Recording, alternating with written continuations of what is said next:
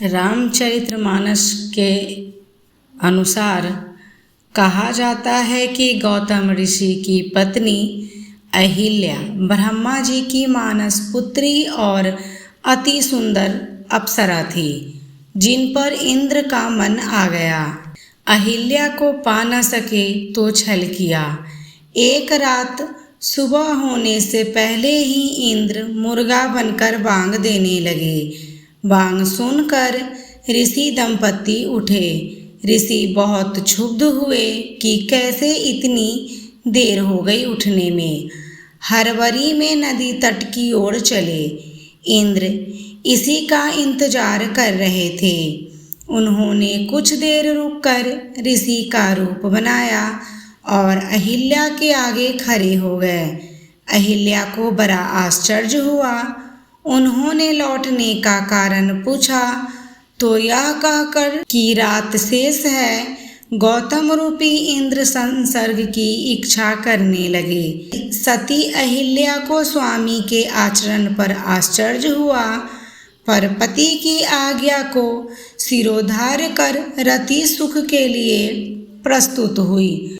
उधर नदी तट पर जाकर गौतम ऋषि ने आकाश में तारे देखे।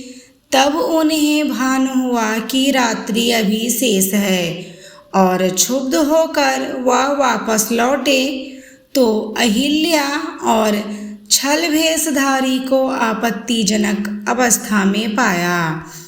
अहिल्या को देखकर सन्न रह गए। ऋषि के कमंडल जल के प्रभाव से इंद्र को अपने असली रूप में आना पड़ा।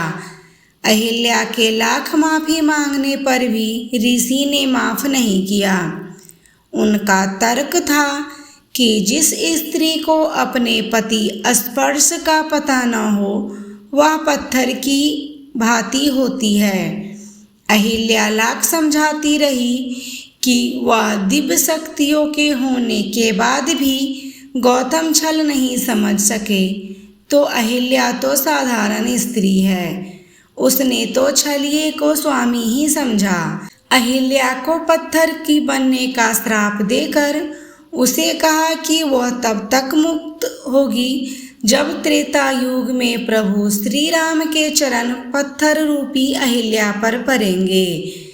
इंद्र को उनके अपराध के लिए ऋषि ने सारे देह में स्त्री काम अंग होने का श्राप दिया। साथ ही यह भी कि इंद्र को अपना राज गंवाना पड़ेगा। कालांतर में इंद्र ने राज गंवाया। विष्णु भगवान ने उसके सारे शरीर में व्याप्त काम अंगों को आँखों में बदल दिया। अहिल्या युगों तक प्रतीक्षा करने के बाद श्री राम के चरण कमलों के स्वयं पर पड़ने से मुक्त हुई। श्री राम के साक्षात दर्शन पाए और वरदान के समय वैकुंठ को मनाकर अपने स्वामी के पास भेजे जाने की प्रार्थना की। ऐसा इसीलिए कि अहिल्या यह भी मानती थी कि जो सर्वव्यापी परमेश्वर प्रभु के दर्शन के लिए लोगों के जन्म बीत जाते हैं और वो फिर भी सफल नहीं होते, उस प्रभु के दर्शन अहिल्या को केवल अपने पति के श्राप के कारण हुए। प्रभु उसके सतीत्व से अति प्रसन्न हुए और उसे गौतम ऋषि के पास भेजा। साथ ही 5 सती कन्याओं में उनका नाम होने का आशीर्वाद भी दिया।